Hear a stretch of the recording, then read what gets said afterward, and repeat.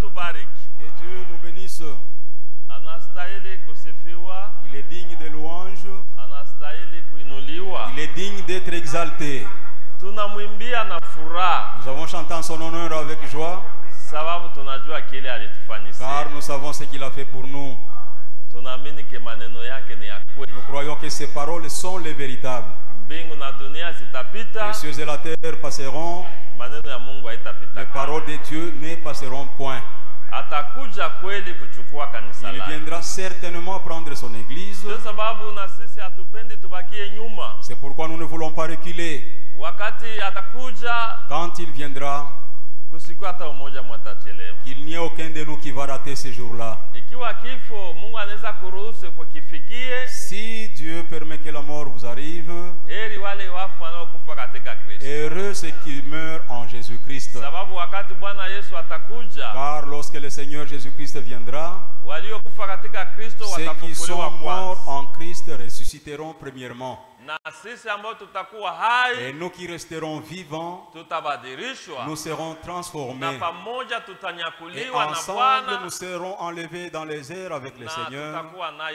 Et nous resterons avec lui d'éternité en éternité. C'est là l'espérance que nous avons. C'est là notre foi. Que le diable ne te distrait point. Il ne te trompe pas. Sache quelle est la raison pour laquelle tu viens toujours ici. Nous ne venons pas seulement pour être membres de l'église, mais nous venons parce que nous nous préparons. Nous nous préparons par rapport au retour du Seigneur. C'est là le travail d'un chrétien. Il compare sa vie du jour au jour par rapport à la parole de Dieu. Là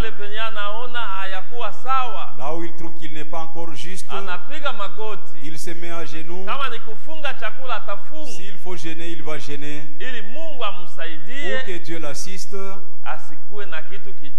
et qu'il n'ait plus rien d'impur qui pourrait l'entraver à aller devant la face du Seigneur. Nous saluons toute la congrégation ce soir et tous les serviteurs de Dieu au milieu de nous au nom de Jésus-Christ. Comme nous le savons, et nous l'avons déjà annoncé, et nous continuons pour nous préparer à la Sainte Seine. Nous avons dit que nous enseignons ces choses pour nous rappeler les uns les autres. Parce que la nature humaine a toujours été celle de l'oubli. L'homme est toujours prêt à oublier. C'est pourquoi nous nous rappelons ces choses. Et pour les frères qui ont cru actuellement, qu'ils puissent aussi savoir ces choses. Nous allons nous lever pour le respect de la parole de Dieu. Jean chapitre 13. Tunasoma katika Yohane sura 13. Yohane sura 13. Jean chapitre 13. Tunasoma mstari wa pili. Nous lisons le deuxième verset. Paka mstari wa 10 na tutaketi. Jusqu'au 10e et nous allons nous rasseoir. Pendant le souper, lorsque le diable avait déjà inspiré au cœur de Judas Iscariote, fils de Simon, le dessein de le livrer, wakati wa chakula, wakati shetani alipoingia ndani ya roho ya Yuda Iskarioti mwana wa Simoni, nia ya kuweza kumusaliti, Jésus, qui savait que le Père avait remis toutes choses entre ses mains, qu'il était venu de Dieu et qu'il s'en allait à Dieu, Yesu aliyejua kuwa Baba alitia vitu vyote mikononi mwake, ya kuwa ametoka kwa Mungu na alikuwa akienda kwa Mungu, se leva de table, ôta ses vêtements et prit un linge dont il se ceignit. Ensuite, il versa de l'eau dans un bassin et il s'est mis à laver les pieds des disciples et à les essuyer avec les linges dont il s'était ceint. Na akasimama kwa meza, akaondoa mavazi yake, akachukua kitambaa alichokifunga viuno vyake, beseni, naye akaanza kusukua miguu ya wanafunzi wake na kuwapanguza na kitambaa alichofunga viuno vyake. Mungu abariki usomi mjina la Yesu. Amen. Que Dieu bénisse la lecture de sa parole au nom de Jésus-Christ. Tunaendelea na verset 6. Nous continuons avec le 6e verset. Il vint donc à Simon-Pierre et Pierre lui dit: Toi, Seigneur, tu me laves les pieds. Akafika basi kwa Simoni Petro, na Petro akamwambia, wewe Bwana utanawa miguu yangu? Jésus lui répondit: Ce que j'ai fait, tu ne le comprends pas maintenant, mais tu le comprendras bientôt. Yesu akajibu akamwambia, ninayoifanya hautaielewa sasa, lakini utakaielewa muda si mrefu. Pierre lui dit: Non, jamais tu ne me laveras les pieds. Basi si je ne te lave, tu n'auras point de part avec moi. Basi Petro akamujibu akamwambia, kamwe hautaniosha miguu. Yesu akamujibu akamwambia, kama sikuoshi, wewe hauna na sehemu pamoja na mimi. Twende ku verset 12. Mstari wa 12. Après qu'il il avait les pieds et qu'il eut pris ses vêtements, il se remit à table et leur dit: Comprenez-vous ce que je vous ai fait? Kisha kuwaosha miguu na kisha kurudisha mavazi yake, akakaa tena kwa meza na kuwaambia, je, mnaelewa ninayowafanyia? Vous m'appelez maître et seigneur et vous dites bien, car je le suis. Munaniita Bwana, munaniita Rabi na Bwana, na munasema vizuri kwa maana mimi ndiye. Si donc je vous ai lavé les pieds, moi, le Seigneur et le Maître, vous devez aussi vous laver les pieds les uns aux autres. Amen. Ikiwa kama mimi ninawaosha miguu, mimi munayeita Bwana na Rabi, munapaswa vile vile kuoshana miguu wa moja na wengine. Car je vous ai donné un exemple, afin que vous fassiez comme je vous ai fait. Kwa maana nimewapatia ninyi mfano, ili kwamba na nyinyi mfanye kama vile mimi nilivyowatendea. Bwana Mungu tunakushukuru tena. Éternel Dieu, nous te bénissons encore une fois. Ubariki maneno. Bénis ces paroles. Utufundishe. Puisses-tu nous enseigner. Tuelewe vizuri. Et nous comprenions correctement. Maana ya maandiko. L'essence des Écritures. Sababu ulisema. Car toi tu as dit. Taifa lako halitakuwa mkonfusion. Ton peuple ne sera jamais dans la confusion. Bariki kanisa lako. Bénis ton église. Hapa Kalemi. Ici à Kalemi. Pale Kabalo. Et même à Kabalo. Na kote ulimwenguni. Et partout dans le monde entier. Tusaidie Bwana. Assiste-nous Seigneur. Tusiwe kama vile wabikira wapumbavu. Et nous ne soyons pas comme des vierges folles. Lakini kila umoja. Mais que chacun de nous atafute utii kuneno lako. Puisse chercher l'obéissance par rapport à ta parole. Qu'il cherche la sanctification. Na umupatie kila umoja Roho Mtakatifu. Et tu donnes à chacun le Saint-Esprit. Tunakuomba. Nous te demandons. Uwe nasi mwanzo hadi mwisho. Que tu sois avec nous dès le début jusqu'à la fin. Katika jina la Yesu Kristo. Dans le nom de Jésus-Christ. Amen. Amen. Leo tutasema juu ya kusukula miguu. Aujourd'hui nous allons échanger sur le lavage des pieds. Lakini napenda kurudilia kidogo juu ya kuleta mwangaza juu ya mambo tulisema ya meza ya Bwana. Mais je voudrais faire une petite récapitulation pour donner assez de lumière sur la Sainte Seine. Sababu hata sur le lavage des pieds haina mrefu hapana. Comme le lavage des pieds n'est pas très long. Kama Mungu akisaidia tumalize biote leo. Si Dieu le permet que nous puissions tout terminer aujourd'hui. Na jeudi. Et le jeudi. Tutakuja juu ya kuomba Mungu. Et que nous venions pour prier Dieu. Na vendredi. Et le vendredi. Tunakuja juu ya kusherekea. Nous serons là pour célébrer. Kula mkate. Manger du pain. Na kunywa kikombe. Et prendre la coupe. Sawa vile Bwana aliacha na tuagiza. Comme le Seigneur l'a institué. Aseme fanyeni haya hivi. Faites tout ceci. Kwa kunikumbuka. En mémoire de moi. Tulisoma hiyo maneno ndani ya Wakorintho wa kwanza sura 11. Nous avons lu ces choses dans 1 Corinthiens chapitre 11. Ni kweli kuko tumapointo mingi mingi mule ndani. Vraiment il y a divers petits points là dedans. Mwenye anajua kusoma. Celui qui sait bien lire. Anaweza kutafuta hii brochure ya Frère Frank. Il peut chercher la brochure du Frère Frank. Inasema le baptême. Intitulé au baptizo. Les repas du Seigneur. Chakula cha Bwana. Le lavage des pieds. Na kuoshana miguu. Anafasiria vitu mingi. Il explique là beaucoup de choses. Sasa hapa kitu napenda kujulisha tena. Maintenant nous voulons encore vous informer. Ni kusema ni Sainte Seine. C'est pour dire que la Sainte Seine, meza ya Bwana, le repas du Seigneur, ni chakula ya magharibi. C'est un souper. Inafanywa ni magharibi. Donc on l'effectue le soir. Haiko asubuhi hapa. Ce n'est pas le matin, non. Sababu mnakumbuka tuliweza kusoma Kutoka sura 12. Car vous vous souvenez que nous avons lu dans Exode chapitre 12. Mungu wakati aliletea watoto wa Israeli Pasaka. Lorsque Dieu a institué la Pâque pour Israël, ilikuwa kuliwa ni magharibi. Donc on prenait la Pâque le soir. Na Bwana Yesu Kristo, et notre Seigneur Jésus wakati Christ, alikuja, quand il est venu, wakati alipenda kutuachia na sisi hii ordonnance, quand il a voulu aussi nous laisser cette kwanza ordonnance, ilikuwa ni siku ya Pasaka. Premièrement, c'était le jour de la Pâque. Wakati alipenda kula Pasaka, quand il a voulu manger la Pâque, na wakati wake wa kuondoka ulienea, son temps pour quitter le monde était arrivé, ndio pale akafanya hiyo meza yake ya meza ya Bwana. Qu'il institua le repas du Seigneur. Iko ni magharibi. C'était le soir. Mnaweza kusoma Matthieu chapitre 26. Dans Matthieu chapitre 26. Ni magharibi. C'était au soir. Haikuwaki pa 12 heures. Ça n'a jamais été à 12 heures. Hata mu français busubuhi, chakula busubuhi banita yo petit déjeuner. Même en français, le repas du matin, on appelle ça petit déjeuner. Ikikuwa midi, mais quand c'est à midi, inakuwa dîner. Ça devient le dîner. Ikikuwa magharibi, si c'est le soir, njo souper. C'est alors que cela est appelé souper. Njo pale unasikia inaitwa souper. C'est pourquoi vous entendez appeler cela souper. Ilikuwa ni magharibi. C'est le repas du soir. Matthieu chapitre 6. Matthieu 26, verset 20.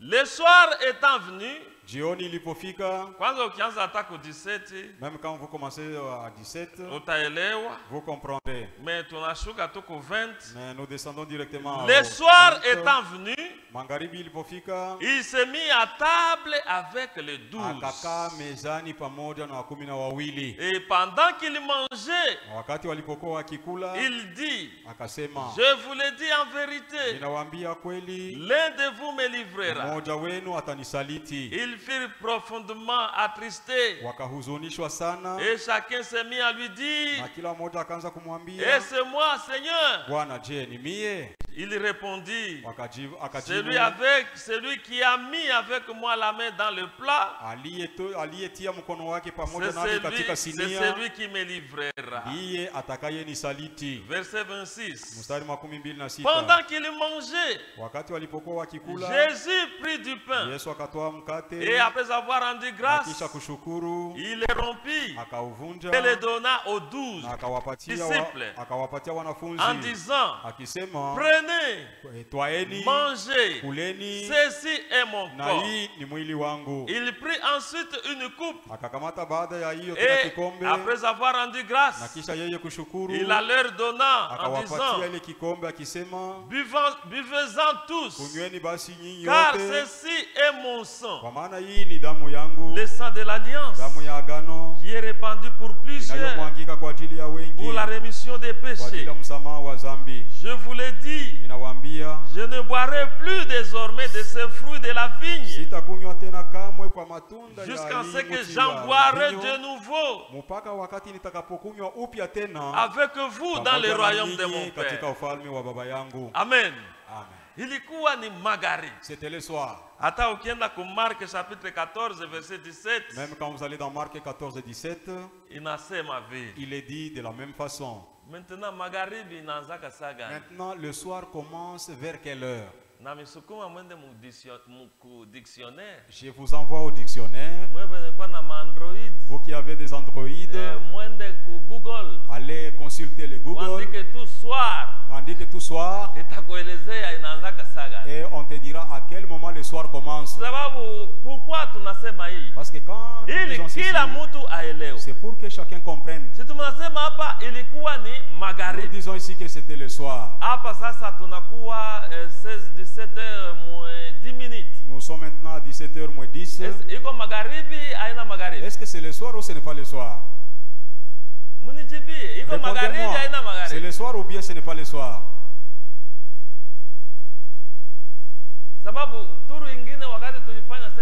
Parce que l'autre fois quand nous avons passé la Sainte Seine, le soir,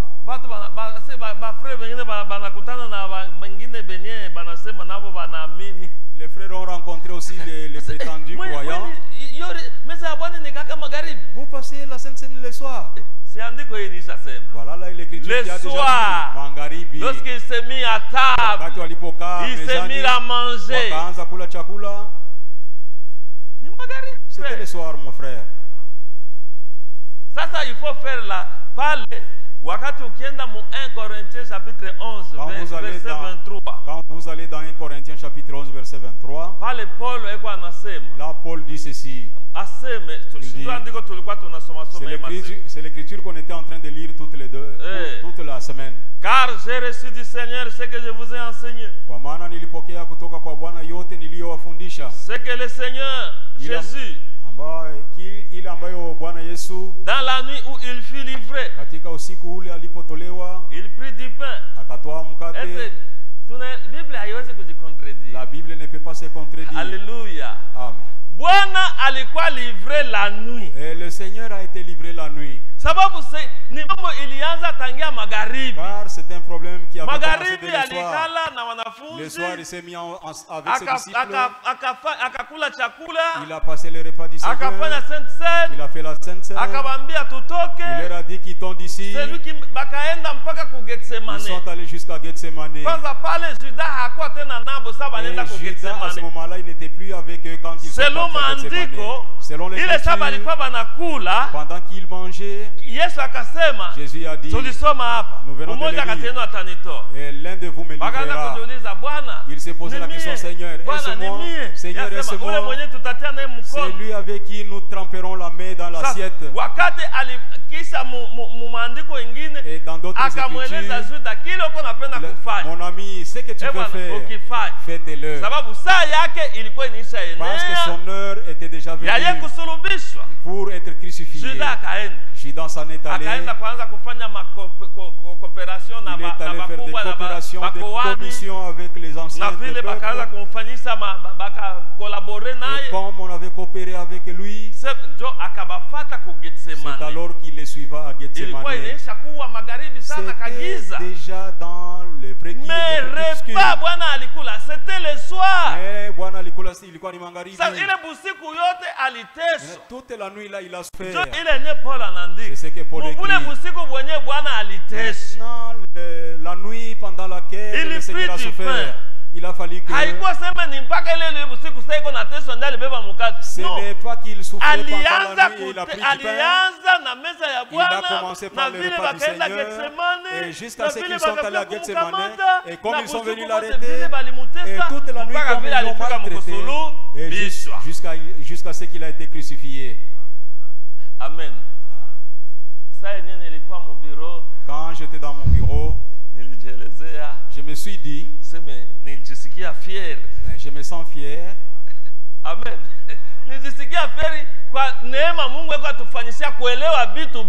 Je me suis senti fier de ce que Dieu nous fait la grâce de bien comprendre les choses. C'est une grâce. Les autres sont comme des machines mécanisées. C'était le soir. C'est un souper. Comme la Pâque, elle aussi, elle se prenait le soir. Si nous mangeons à 17h, nous n'avons pas encore fauté. Est-ce que nous comprenons? Si du moins tu réalises que 17h c'est le soir, si tu trouves que 17h c'est après-midi, quand nous mangeons à 17h30, nous sommes dans la marge. D'ailleurs, il n'y a pas l'heure fixe. Nous connaissons seulement le soir. C'est le repas du soir, c'est le souper. Allez lire les dictionnaires. D'ailleurs, quand moi je lisais, on commence à expliquer. Il est dit plus ou moins à partir de 15 heures. Parce que là, c'est la fin de l'après-midi. Midi et le soir commence. Et à certains endroits, il est expliqué qu'au coucher du soleil, et quand les crépuscules commencent, c'est toujours le soir. Quand vous allez maintenant dans la Bible en lisant Exode, entre les deux soirs, on commence à vous expliquer kati ya majioni mbili. Et ça aussi j'ai commencé à le lire. Il est expliqué de diverses façons. C'est-à-dire à partir de 15 heures jusqu'au crépuscule, lorsque le coucher du soleil arrive, donc le début de la nuit. C'est pourquoi même à 19h vous vous saluez à vos domiciles bonsoir. C'est-à-dire même si nous prenons la Sainte Seine à 17h, tu consultes ta montre, regarde ta montre et réalise que c'est le soir. Que Dieu nous bénisse. Alors, un autre point que nous devrions éclaircir, c'est pour dire que ce pain-là et cette coupe-là du vin, cela typifie le corps et le sang de Jésus-Christ. Ce n'est pas le corps littéral, c'est une représentation. C'est pourquoi lorsque le Seigneur a passé la Sainte Seine, il a pris du pain. Son corps, il en avait sur lui. Et son sang était encore dans son corps. Mais il n'était pas encore crucifié. Parce qu'il a pris une représentation. C'est pourquoi nous aussi, le pain que nous prendrons, ce n'est pas que nous mangerons le corps littéral de Jésus-Christ, comme nous avons été enseignés à l'église catholique. Donc quand vous prenez l'hostie, cela devient littéralement le corps de Jésus. Le corps de Jésus-Christ en pain. Cela est une représentation. Je lis rapidement le frère Franck. Repas du Seigneur. Katika mahubiri meza ya Bwana. Il dit ceci. Le pain et le vin représentent le corps et le sang de Jésus-Christ. Mwili, mukate na vinyo inamaanisha mwili na damu ya Yesu Kristo. Mais il reste cependant pain et vin. Lakini ijapokuwa vile inabakia tu mukate na vinyo. Amen. Wakati tunabarikia maana sisi tuko tunafanya vile Bwana alituagiza. Nous faisons tel que la chose a été instituée le Seigneur en termes de souvenirs. Na wakati tunakula, et quand nous mangeons, tunakumbuka. Nous nous souvenons. De la même façon, le repas du Seigneur est célébré en souvenir de notre délivrance. C'est ce que le Seigneur a dit. Et c'est là jusqu'à ce qu'il vienne. 1 Corinthiens chapitre 11 verset 26. D'une part, nous reportons notre pensée à ce grand jour de réconciliation.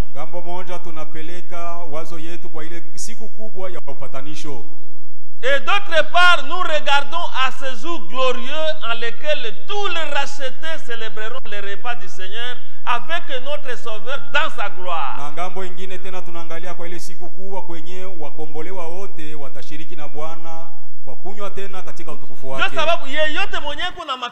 C'est pourquoi quiconque a de l'expérience que le Seigneur viendra le prendre. Il ne peut pas s'enfuir loin de la Sainte Seine.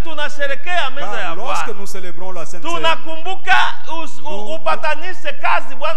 nous nous souvenons de la réconciliation faite par le Seigneur à la croix. Car c'est au travers de la croix que nous sommes réconciliés à Dieu. De la même manière, quand nous prenons la Sainte Seine, nous allons encore plus loin davantage. Nous nous souvenons de la manière dont nous célébrons avec le Seigneur dans sa gloire. Si toi tu refuses la Sainte Seine aujourd'hui, lorsque tu t'enfuis aujourd'hui, cela montre clairement que il n'est pas candidat pour cette noce de l'agneau de Dieu.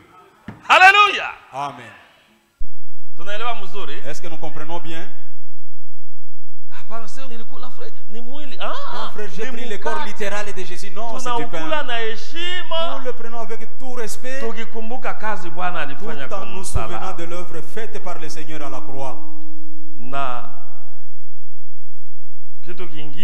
Et autre chose,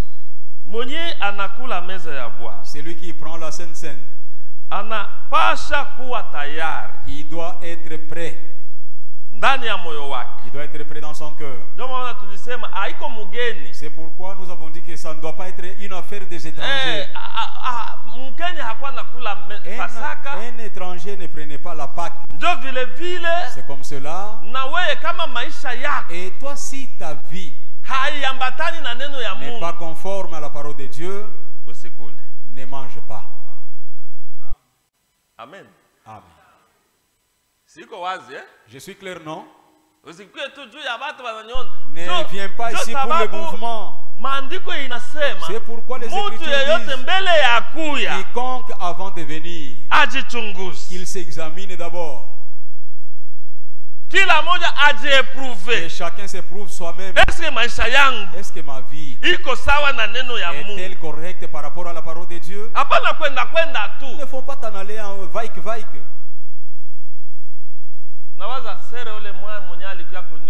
Je pense que la sœur qui est venue me voir, voici la réponse que je donne. Elle m'a dit, est-ce que moi je peux prendre la Sainte Seine? Moi je ne peux pas te priver de manger. Et je ne peux ni moins t'encourager d'en prendre. Moi je vous répète la parole de Dieu, ce qu'elle dit. Que chacun s'examine et qu'il prenne du pain et qu'il boive de la coupe. Examine-toi seulement. Est-ce que tu crois? Est-ce que ta vie est-elle digne de l'évangile? Est-ce que tu t'es repenti de tes péchés? Est-ce que Jésus t'a déjà pardonné? Toi tu t'es repenti. Les fautes, Jésus t'a déjà pardonné. Maintenant, qu'est-ce qui va t'empêcher de venir manger? Que Dieu nous bénisse. C'est ce que dit aussi le frère Franck à la 16e page. Celui qui prend part à la Sainte Seine doit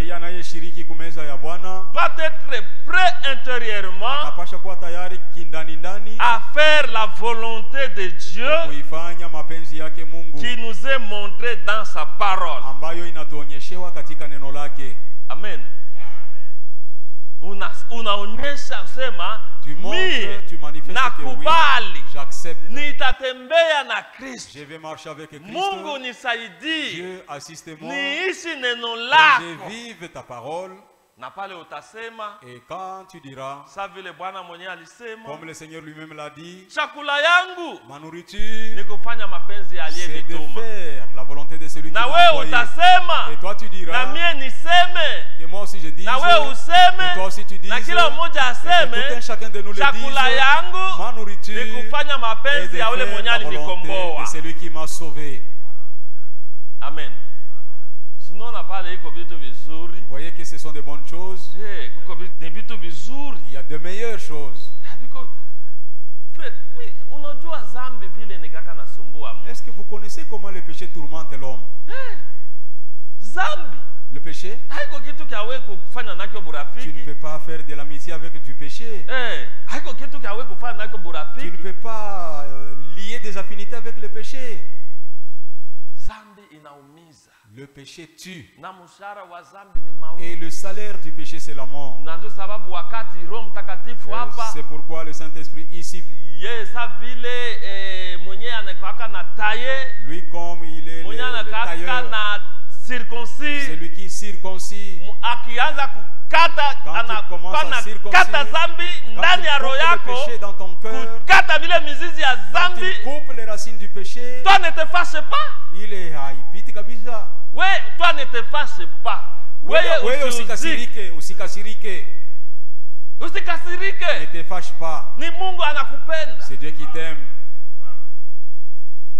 Sababu kama mwana anakuweka huru, car lorsque le Fils t'a franchi, utakuwa huru, tu seras réellement libre. Utakuwa seras libre. Tu seras libre. Vraiment. Kweli kabisa. Hakuna maisha nzuri sa vile ya délivrance ya Kristo. Il n'y a pas d'excellente vie comme la délivrance de Jésus-Christ. Na ile inakuwa nakuletea furaha tu sana. Cela te donne de la joie partout. Sababu uko mwenye kukombolewa. Parce que tu es racheté. Uko huru. Tu es libre. Kama ndege bustanini. Et comme un oiseau qui s'envole dans le jardin. Amen. Alors uko tayari kwa kuishi neno ya Mungu. Alors tu es prêt à vivre la parole de Dieu. Na vile maandiko nayo inasema. Comme les Écritures le disent aussi. Tusome ile. Niende haraka haraka. 1 Corinthiens chapitre 10. Wakorintho wa kwanza sura ya 10. Sababu haitawezekana. Parce que ça ne sera pas possible. Mungu hawezi kufurahi. Que Dieu se réjouisse. Unakula meza ya Bwana. Tu prends la Sainte Seine. Na unaendelea kuishi tena mubaya. Et tu continues à vivre de ta façon. Wala hatukuli meza ya Bwana juu ya kupata msamaha. Nous ne prenons pas la Sainte Seine pour avoir la rémission de nos péchés. Ni mkutubu. La rémission des péchés, nous l'obtenons en nous repentant. Moi, j'irai aussi prendre la Sainte Seine et Dieu me pardonnera lorsque j'aurai pris la Sainte Seine. Non. La rémission, nous l'avons. Nous croyons en l'œuvre de la croix. Nous nous repentons de nos péchés.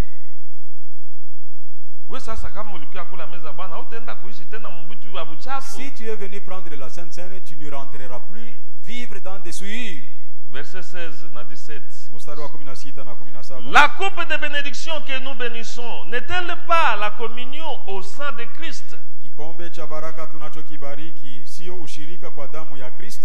Le pain que nous rompons n'est-il pas la communion au corps de Christ? Puisqu'il y a un seul pain, nous qui sommes plusieurs, nous formons un seul corps, car nous participons tous à un même pain. Verset 21. Vous ne pouvez pas boire la coupe du Seigneur et la coupe des démons. Vous ne pouvez participer à la table du Seigneur et à la table des démons. Amen. Hauta unakuya kula meza ya Bwana, tena unaenda kufanya vitu ile itaonyesha tu uko sa corbeau. Et tu vas faire encore des choses là impossibles. Cela montre que tu es un corbeau. Sababu si ebote parce que nous tous ici présents, ile bunga. Donc cette farine là yenye balifanya nayo ile pâte qui a été pétrie pour la pâte, nilitoka ku ngano. Cela est sorti du blé. Wakati banai moudre. Lorsque le blé est mou, sinakuwa bunga. Cela devient de la farine. Tu ne sauras plus distinguer celui-ci de celui-là. Cela est pétri et cela devient une seule pâte. C'est cela qui est fait comme pain. Amen.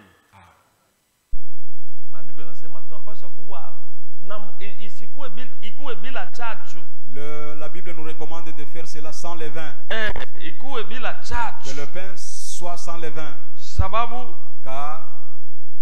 Car le levain c'est quoi? Je voudrais que je lise ce que dit le frère ici. Il dit ceci. Tous ceux qui appartiennent au corps de Christ reconnaissent que le jugement qui devait venir sur eux l'a condamné, lui qui était sans péché.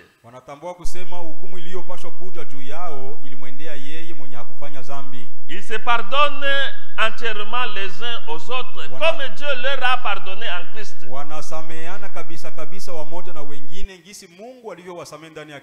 Aucun n'impute quoi que ce soit à l'autre. Huyu hataisabia makosa ya mwingine. Il discerne dans les autres le corps du Seigneur. Wanatambua ndani ya wengine kama ndio mwili wa Bwana mule. Racheté, waliokombolewa, justifié, sanctifié haki na kutakaswa, et consacré. Na wenye kutolewa. Ils se voient entre eux en Christ. Wanajiona katikati yao wote ndani ya Kristo. Et par Christ, na kupitia Kristo, sans péché. Hakuna zambi. Tel que Dieu les voit. Ngisi Mungu anavyowaona. Ils se connaissent entre eux. Wanajuana katikati yao. Non pas par la chair, sio kwa njia ya mwili, mais selon l'esprit. lakini wanajuana kwa njia ya roho. Ainsi, comme le pain est sans levain, na hivi ngisi mkate iko pasipo chachu, la communauté devrait être libre de tout ce qui n'est pas en accord avec Christ et sa parole. makutano haikupasha kuwa tena na inapasha kuwa huru, inapasha kuwa huru na vyote vile vyenye haviko neno ya Mungu, et tout cela qui n'est pas la parole de Dieu, vyote vyenye haviambatani na neno ya Mungu, les choses qui ne sont pas conformes à la parole de Dieu. Matabia ingine kama neno ya Mungu inasema habiko sawa ni kuacha. Lorsque la parole de Dieu s'attaque aux autres habitudes, il faut les abandonner. Il ne faut pas seulement t'y accrocher. Celui qui participe au repas du Seigneur anayeshiriki kwa meza ya Bwana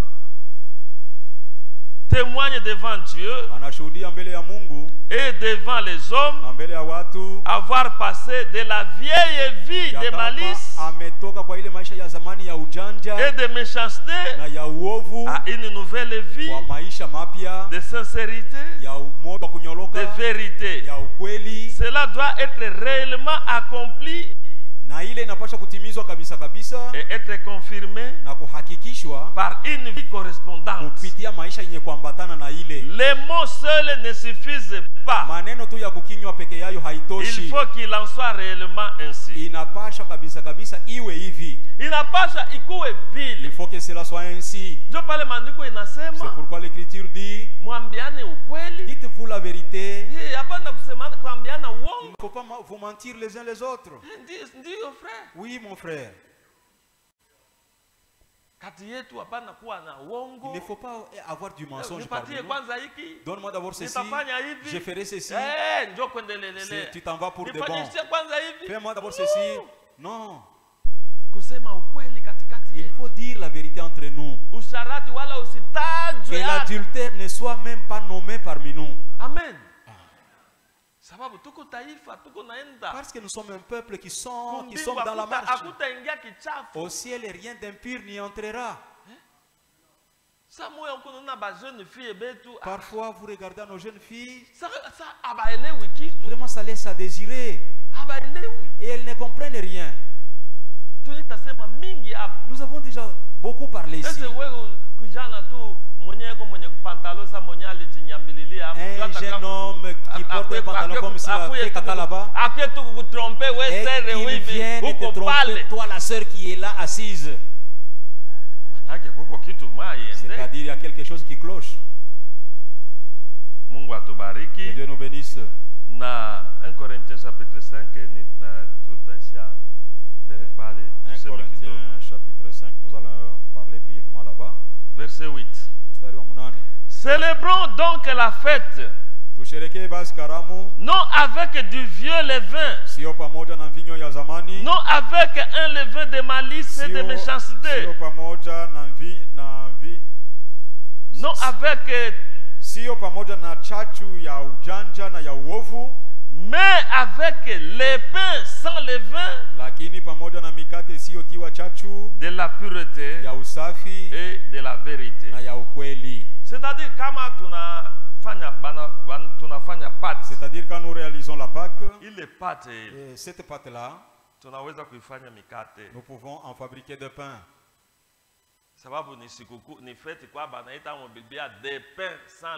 Parce que dans la Bible, cela est appelé karamu ya mikate sio na chachu.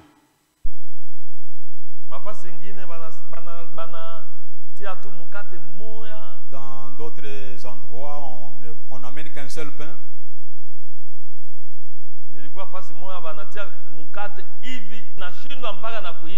Et donc on a mis un seul pain qui n'a même pas été bien cuit. Nous, nous voyons la pâte. La pâte est transformée en pain pour que le pain soit bien cuit. Car la Bible dit d'ailleurs on puisse en disposer selon que le nombre des gens en mangera.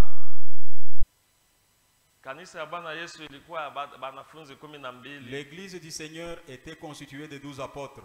Lakini pale anasema il prit du pain. Lakini là il est dit akatoa mkate. Balikuwa na mikate pale akabeba moya. Ils avaient des pains là-bas mais il prit un seul. Parce qu'ils ne pouvaient pas prendre 5, 10 pains et les rompre et les leur donner. Et la coupe était unique à laquelle ils ont bu.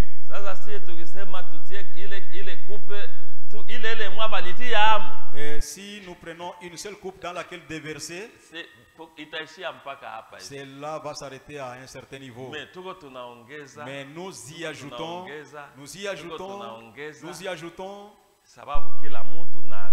pour que chacun en prenne. L'essentiel, le pain sans le vin et le vin, et que nous avons déjà béni et nous le prenons. Ce n'est pas léché.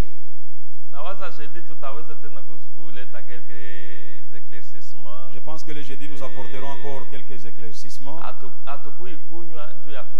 Nous ne venons pas prendre le vin pour nous enivrer. Et nous ne prenons point le pain pour nous rassasier. Donc l'écriture que nous lisons ici dit, si quelqu'un a faim, qu'il mange chez lui à la maison. Amen. Et ne venez pas en jeûne ici, non. Et ce vin-là, comme vous ne le prenez pas d'habitude, qui ne t'apporte pas de problème. Nous venons étant sanctifiés dans l'esprit de la prière. Et nous boirons. Tu bois et tu laisses à ton prochain aussi de boire. Non pas que tu as pris la coupe pour de bon et tu fais dégorger. Que le diable vienne te ravir, tu résistes. Tu veux tout terminer toi seul. Est-ce que tu viens terminer ta soif d'ivresse ici? Que Dieu nous bénisse.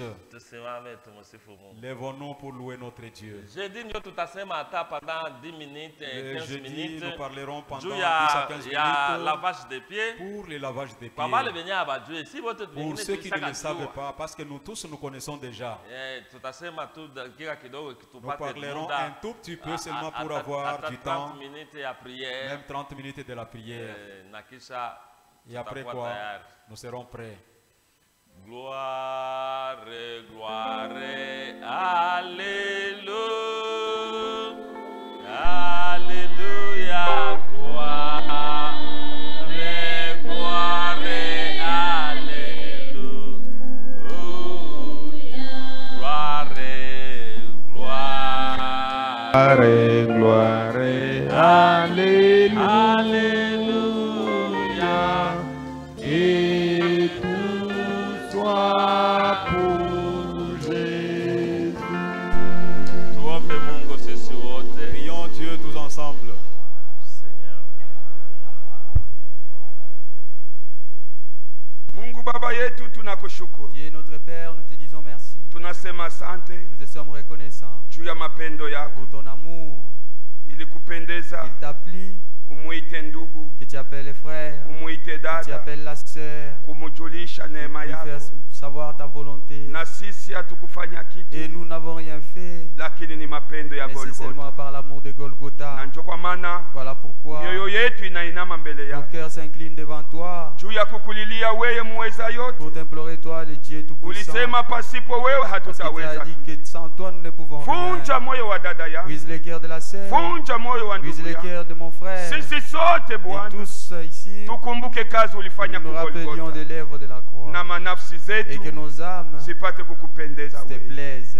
Hatuhitaji Bwana. Nous n'en voulons pas, Seigneur. Tuwe kama vile Judas. Être comme Judas. Alipokea tonge ya mwisho. Il a reçu la première part. Na shetani akaingia ndani. Et Satan est entré. Na sisi hatupendi tupokee imeza yako. Nous ne voulons pas recevoir cette table. Na tuishi maisha ya uovu. Et vivre une vie d'iniquité. Wewe mwenye nguvu. Toi le Dieu fort. Badilisha maisha. Change nos vies. Wewe mwenye kujua kusamehe. Toi qui connais pardonner. Samehe maisha yetu. Pardonne nos vies. Kazi yenye ulifanya ku Golgotha. L'œuvre que tu as fait à Golgotha. Au kuifanya juu ya banyama. Tu ne l'as pas fait pour les animaux. Au kuifanya juu ya bansimba. Tu ne l'as pas fait pour les lions. Wala kuifanya juu ya biboko biku binene kupita mwanadamu. Ni pour les hippopotames. Wala kazi ya Golgotha. Alors que l'œuvre de la au kuifanya juu ya nyoka. Tu ne l'as pas fait pour les serpents. Juu nyoka mpaka leo. Parce que les serpents jusqu'à aujourd'hui. Hayapataka msamaha wa dhambi. Pas encore reçu son pardon. Lakini kazi ya Golgotha. L'œuvre de Golgotha. Ulifanya kwa ajili ya mwanadamu. Il a fait pour l'homme. Na ndio kwa maana ulisema. Voilà pourquoi tu as dit. Baba uwasamehe. Seigneur, pardonnez-les. Kwa sababu hawajui walitenda. Parce qu'ils ne savent pas ce qu'ils font. Magharibi ya leo. Ce soir. Kila yeyote. Tout celui. Alikuya na dhambi. Qui est venu avec le péché. Ya bila kukiri. Sans être repenti. Kubali kusamehe. Pardonnez-les. Kwa sababu ni kazi ulifanya pale Golgotha. C'est l'œuvre que tu as fait à Golgotha. Convaincre kila moyo. Convaincre chaque cœur. Kusudi pate kukugeukia. Pour qu'il puisse se tourner vers toi. Wewe ulisema kwamba. Parce que tu as dit. Dhambi ya siri. Les péchés en secret, c'est un péché qui détruit les camps. Ne laisse aucun de nous cacher un péché en lui. Mais Père, toi qui connais les cœurs et les reins de tes enfants, ouvre chacun de nous pour que nous soyons libres. Parce que tu as dit, si nous sommes libres, nous serons vraiment libres. Bénis ton serviteur. Bénis aussi toute l'église. Bénis les dîmes et les offrandes que nous allons t'offrir. Bénis ton serviteur Ewald Frank. Bénis Israël ton peuple. Et bénis chacun de nous. Et la paix nous accompagne. Chacun de nous. Lorsque les soldats vont en guerre, ils vont avec la joie et le courage. À cause de la victoire. Nous aussi ce soir, nous sommes des vainqueurs en Jésus-Christ. Nous n'avons rien à te donner. Juste le roi de nos lèvres. En disant, sois loué de Dieu. Sois élevé le capitaine de l'armée. Merci pour cette grâce et cette victoire de vaincre les péchés que tu nous as donné ce soir. Dans le nom de Jésus-Christ. Amen.